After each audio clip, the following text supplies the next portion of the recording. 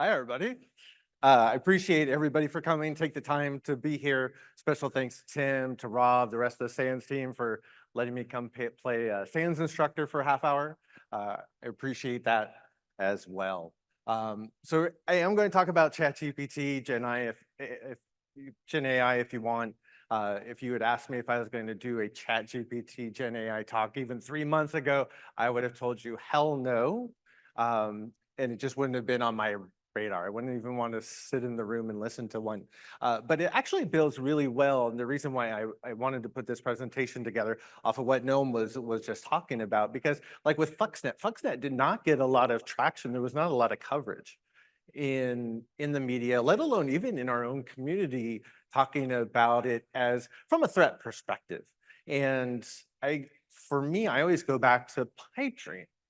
I know Rob and others have been talking about pipe dream a lot, and pipe dream still does not get enough coverage in our space today, let alone the broader world in a sense, right? Where we have this framework that, yes, a nation state adversary has developed where it can go use default built-in capabilities of most ICS OT systems to impact availability, operations, and safety.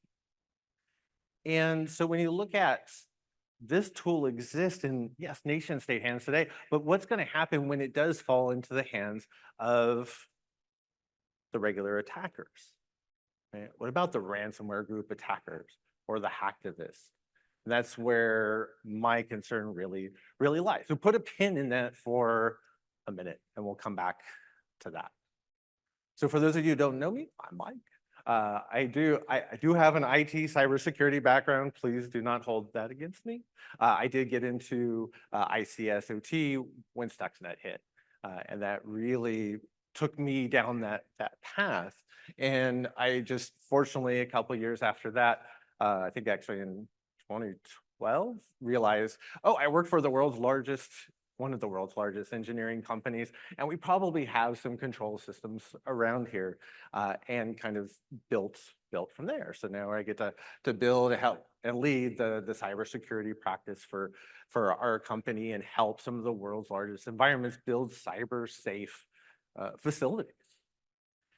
And through that and all the conversations now that I get to have on LinkedIn and sometimes through YouTube, which is really weird for me to say these days, but I had a conversation with a gentleman that ran one of the world's largest control system cybersecurity programs. And we got to about, basically it was a risk assessment conversation, and about there was this PLC in very large environment. And so huge DCS and PLCs scattered about. And we're talking about this one PLC in this one particular zone. And he talks about, well, that's a PLC, it's not vulnerable. And I was like, what do you mean it's not vulnerable? And I've only been in the field really a couple of years. And hey, he runs one of the world's largest control system cybersecurity programs. I started to doubt myself until I looked up a CVE and said, oh yeah, there's even a software vulnerability with the PLC, right? It has processor, it has memory, it runs code, it even has a little storage space. Of course it's vulnerable.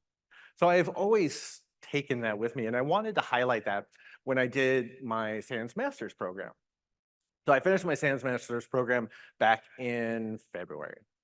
And so, of course, the last thing you're doing for your master's is you're writing your thesis, or it's kind of like the SANS white paper. And you're working with, many of you are probably very familiar with Dr. Johannes Ulrich. So you're working with Johannes and going through what you're going to write about. My first proposal, he said, that's going to be about a 500-page white paper. So we're like, probably not. What I got into was this idea that I'm going to create a process to be able to go out to check a handful of different types of PLCs to determine if they're in run mode or not, and just display it on a screen. So that way, if a PLC ever comes out of run mode, where we consider it unsecure, I get an alert, right? Because the idea is if a PLC is in run mode, we have this idea in general, it's like read-only, right? An attacker's not able to remotely impact it, right? They can't change the PLC programming. Not necessarily true, right? They're not able to upload new firmware, probably, right? Check your vendor manuals, right, to see what actually is true and not for your different PLCs that you have in the environment. But the idea, again, I didn't care even what other mode it was in. I just wanted to know, is it in run mode or not? If it goes out of run mode, I wanted to get an alert that tells me, hey, you need to go investigate. Right? And more than likely, 99.9% of the time, it's not a malicious attack in the environment, right? Maybe we just missed a maintenance window, right? Or yeah, there's a technician that they took it out of run mode and they're making some changes. Maybe they're uploading new firmware. But we do the investigation and then we have a little button where we can go back and say, okay, we checked and everything's good. We go back to normal. Right? It was great. It's just the idea to have a nice little tool, especially for environments that don't have that type of budget to afford other software to do that type of monitoring for them. So I went through this whole conversation going back and forth. I mean, it literally was probably 3 months of conversations on and off to nail this down. And then I realized, oh, I have to build this thing. And I'm not a developer, right? How many of you think of yourselves as, or identify as developers? By show of hands, a few, right? And there's not too many. How many of you are like myself and identify as definitely not developers? Right? Definitely much more. So I'm glad you're here for this talk. So I think hopefully this will connect. Because then I realized, well, people have been talking about ChatGPT. And so that's where I went. And so I went to ChatGPT, and of course, the first thing you learn in any development class, right, we're gonna write a quick little script to say, hello world. Or if you go from, of course, our favorite hacker TV show, which is what? Mr. Robot, right? Going back to the very pilot, right? The whole premise was not hello world, but hello friends, right? So we'll say, create me a Python script to go ahead and print hello friend to the screen. Oh, 30 seconds or less.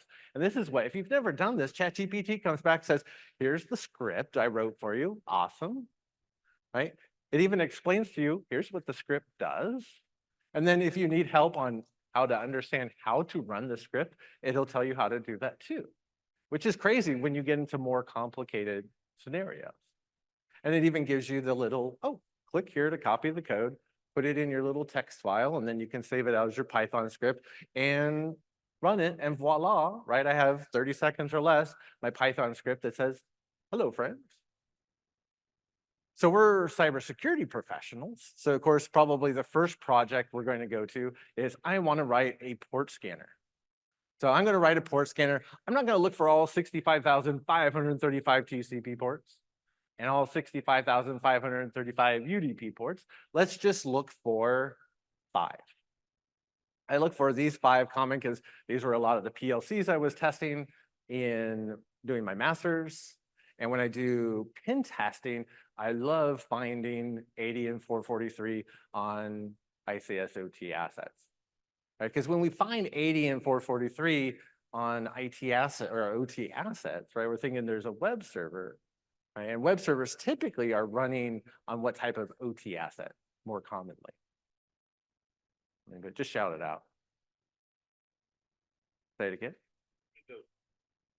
Could be a Windows system, maybe not. What if it's like an HMI, right? A lot of HMIs, right? The interface is now drawn as a web page. So there's a web server there on 80 or 443. Some PLCs, as we're going to see, are running web servers.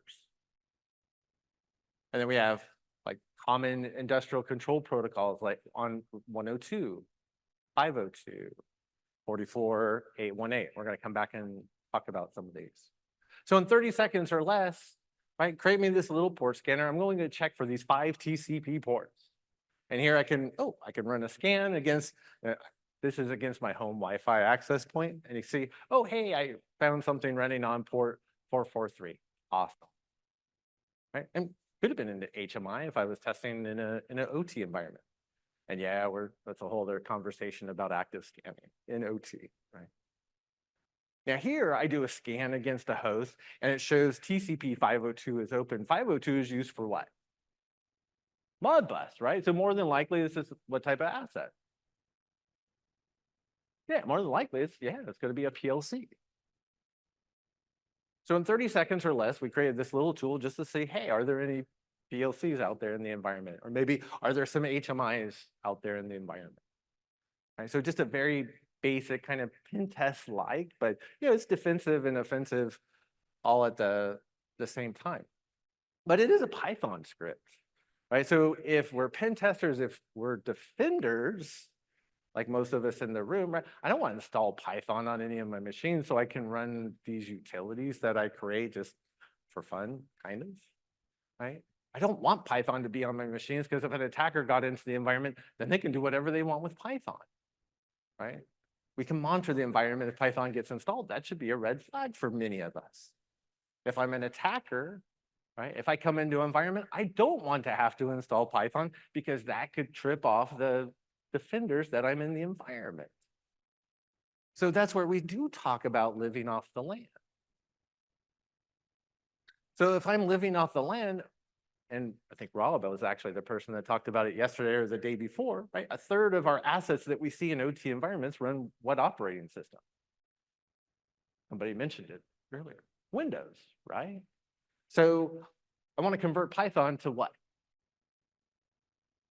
Yeah, PowerShell, right? PowerShell's already there. It built in, right? PowerShell was designed to give the administrator complete control of everything in the environment.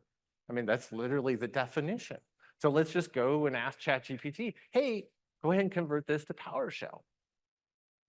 And the really cool thing is it comes back and says, here's your script and run it.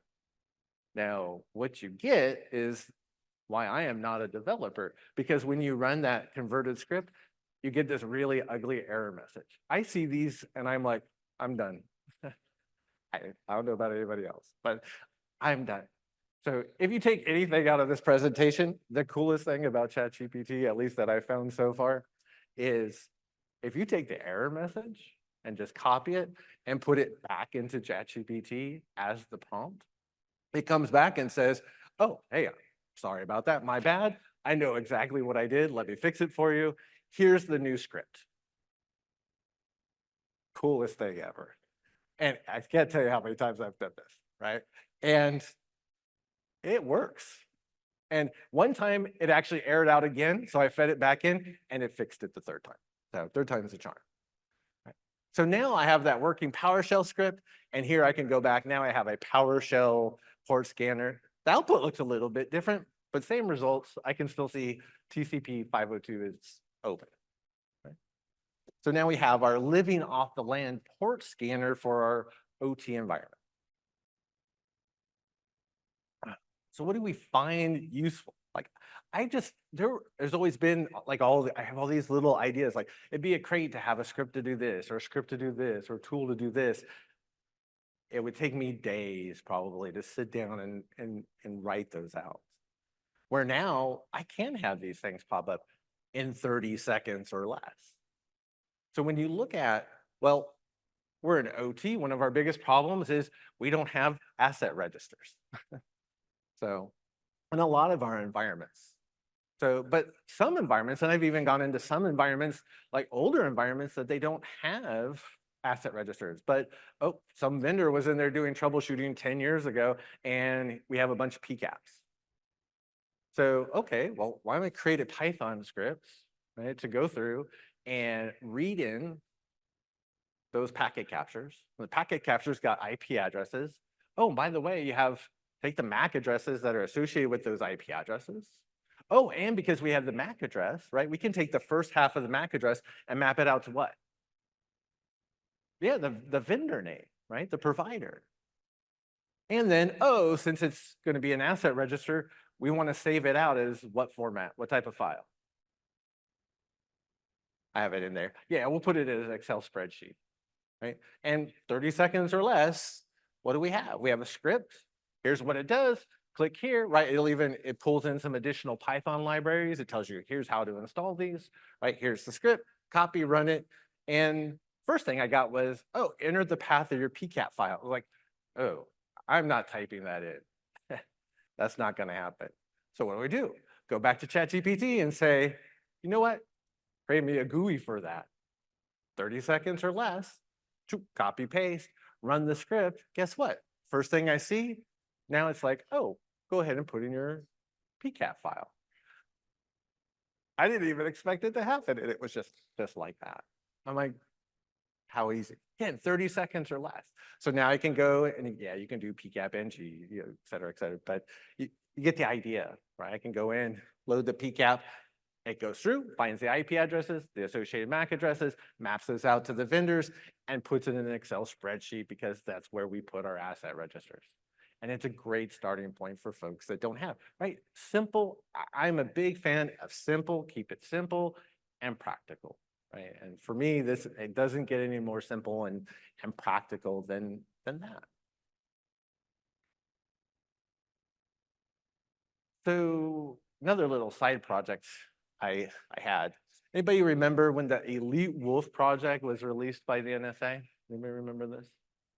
The NSA released Elite Wolf. I was like, oh, that's really cool, because I remember when the NSA released Ghidra when I was studying for my OSCP, and I was like, oh, this is the coolest thing. And then you get into the Elite Wolf, you go into the GitHub, and it's just a couple text files with some snort signatures, which were like, yeah, it's just going to see if somebody hits a website on my PLC. I'm like, is it really going to talk about, you know, identifying with high fidelity? There's a nation state adversary in my OT environment. Yeah, kind of, maybe not. But what I did realize was the snort signature, they had the URLs for the actual website for the PLC. In this case, you can see these are Allen Bradley Rockwell's. And those URLs make really cool Google dorks, right? Or Google searches. We don't use the term dorks anymore, I guess.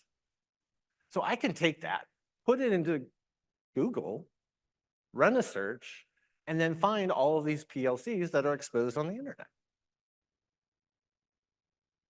Here's one, right? Here's one, here's one, right?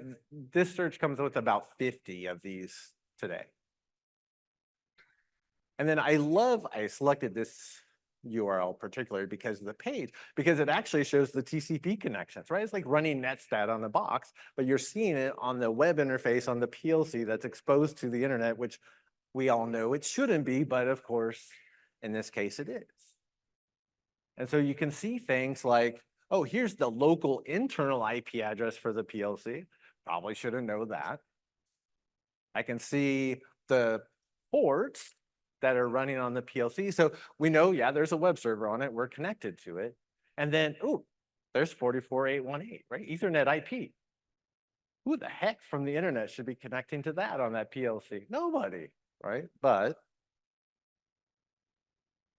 we can see where those connections are being made and whether it's external or other internal IP addresses. So you can actually use it to kind of map out the internal network. I've actually seen a couple of these PLCs that have 6, 7 different internal IP addresses that are connecting to it, which is really interesting.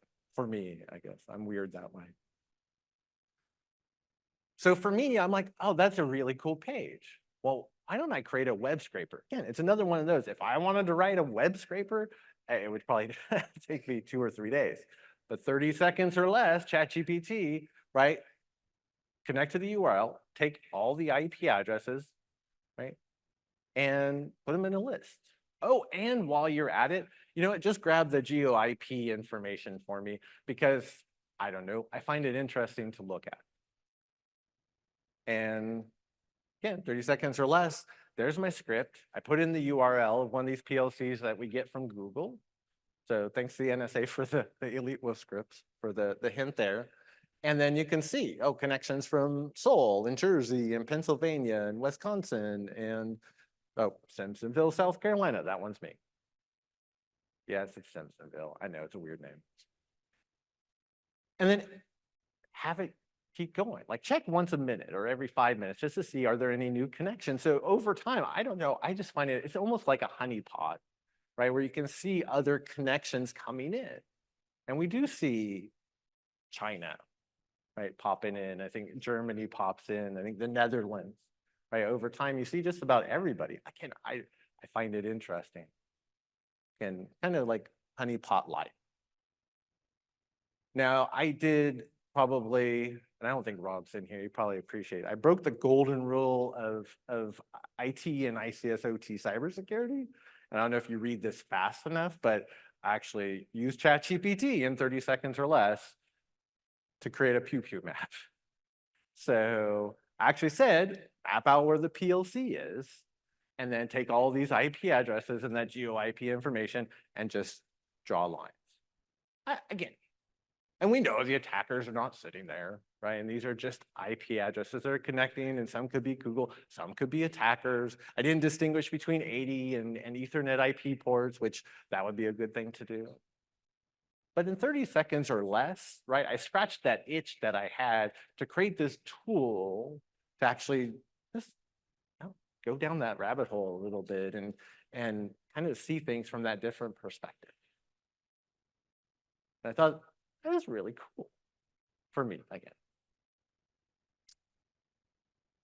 So if we can do these, defensive or almost offensive light tools, well, what if we want to go on the offensive? And this is where it gets really fascinating. If you really want to go down the rabbit hole, like Clint Bodungan, who wrote he was the primary author for the Hacking Exposed for the Industrial Control Systems book, with Brian Singer and some others, but Clint just wrote ChatGPT 4 cybersecurity cookbook. So you can really go down the rabbit hole, and he does the ChatGPT API and has great examples and all these different LLM frameworks. Again, I keep it simple and practical. But if I'm looking at something like MITRE ATT&CK framework for ICS, can I go into the tactics, the techniques, and look at the procedures, right? Where you really have the text that explains how the attacker does this at a high level. Can I take that text and copy and paste it into ChatGPT and have it write tools? Yeah, now not all the time, but 10, 20% of the time? Yeah, probably. We all know that ChatGPT can write really awesome phishing platforms with very effective phishing attacks, right? Which is one of the attacks on the framework. So how many of you are going to be in 515 this week with Rob? All right. So hopefully you'll appreciate this. I actually got I got to take 515 with Rob back when Trisis was happening. So you can ask for a better experience. But actually was talking with Tim last year at day 0. I was actually we had a kids village. It pretty much was Rob's son and Tim's family, and that was it.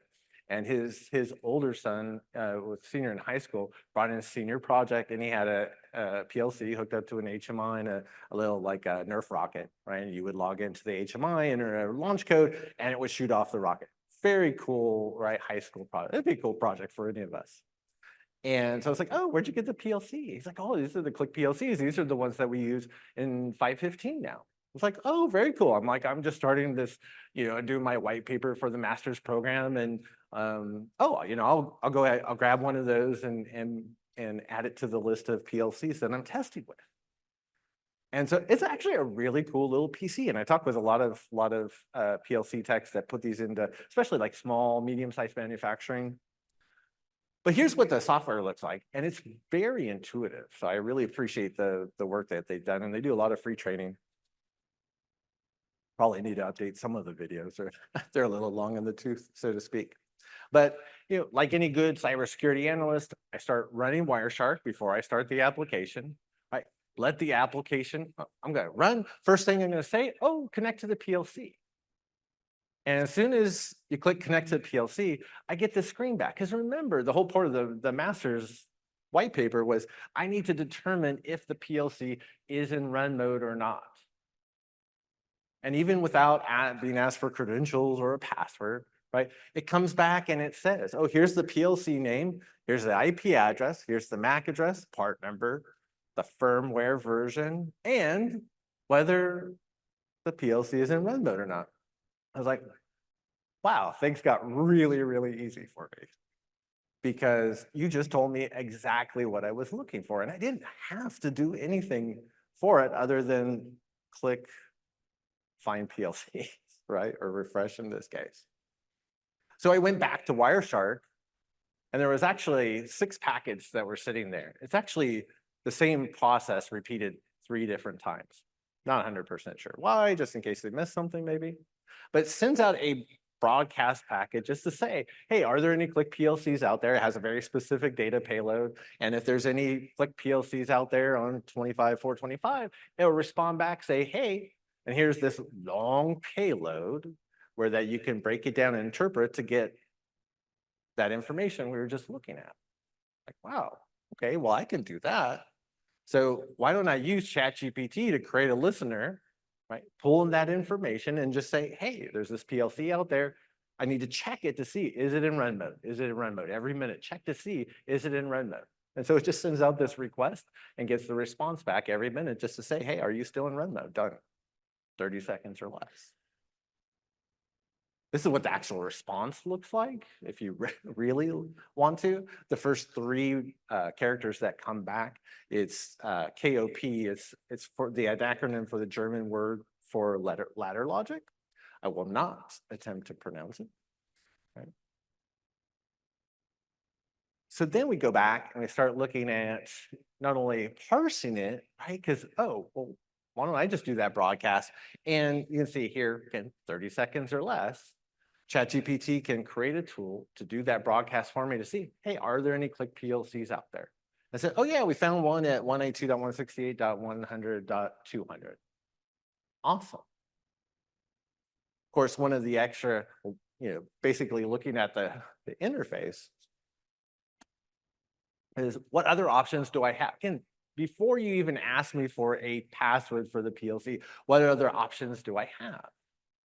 So there's a little button for link the run and LED lights. I'm like, okay, well, can we take that? So click on that. We're running Wireshark in the background. We capture the payload. We use ChatGPT to create a little script to go ahead and send that packet to a specific Click PLC to blink the run and error modes, right? Just there's the script. We send it off. All right, how long did it take in ChatGPT to write that script? I've said it like a million times already. 30 seconds or less. Yeah, literally. The other option they allow you to do, now I haven't got this to work 100%, I'm close. The other option before you even ask for a password is if you click the edit, it actually will allow you to change the IP address and the subnet mask. I think they do try to obfuscate it a little bit. So there's a little trick I haven't nailed down completely. So this is not a 30 seconds or less, but I'm close, I think. So I'm working on that. What about being able to read and write coils and registers? So you can ask ChatGPT to do these one-off scripts. And yeah, you can see I connect and update a register to 1616, right? And then I rerun it just to verify, yeah, the value is still there. Yeah, I actually did. The really fascinating thing was I decided, oh, I have all these different little scripts for these Click PLCs. I'm going to put them all in like one little framework. And I did this in a completely fresh instance of ChatGPT because I was using my girlfriend's. And then I was like, you probably don't want me using that if there's any screenshots for on stage. So I'll get my own version. And so I put the menu together. And then I would go and say, okay, add this functionality to scan for Click PLCs, right? Here's the script I wrote before, well, you wrote before, right? ChatGPT wrote to find the PLCs before, right? Build it in. What I actually found was I was just testing out the functionality, and I had not told it how to do the read, write, coils, and registers. It actually automatically built the code for it and put it in. Like, what?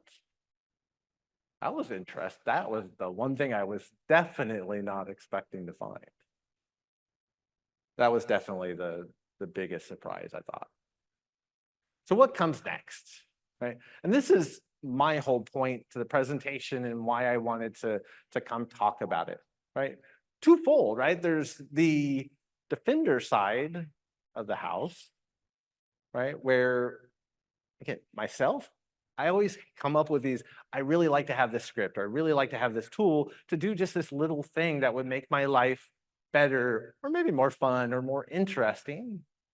And at the same time, I don't have 2 or 3 days to make it, but I have 30 seconds or less and ChatGPT.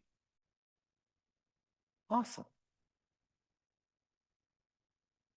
But on the other end, when we start talking about tools like pipe dream, can you, and I've never seen pipe dream, right? I'm one of the mere mortals. I have not seen pipe dream, but I've read a lot about pipe dream. Like, can you take some of the verbiage about what pipe dream does and put it in ChatGPT, and can it replicate some of that functionality? Yeah. How much? I'll leave that to Tim and Rob. Like 10%? For somebody with a little OT knowledge and ChatGPT, how much of pipe dream could they replicate? 25, 30, 40%, right? And then of course, you have someone with even more knowledge, right? I think you get the idea. So this idea, it's a great way, whether it's ChatGPT or other Gen AI tools, we can create our own tools to help us do our jobs better. But we always have to remember, right? The attackers have access to the same tools. The attackers are always ahead of us. And the last thing I'll leave you with is just remember that Gen AI today, it's the worst it's ever going to be, because it's only getting exponentially better every day. So thank you very much. And I appreciate, again, everybody for coming and listening to me talk. So thank you very much.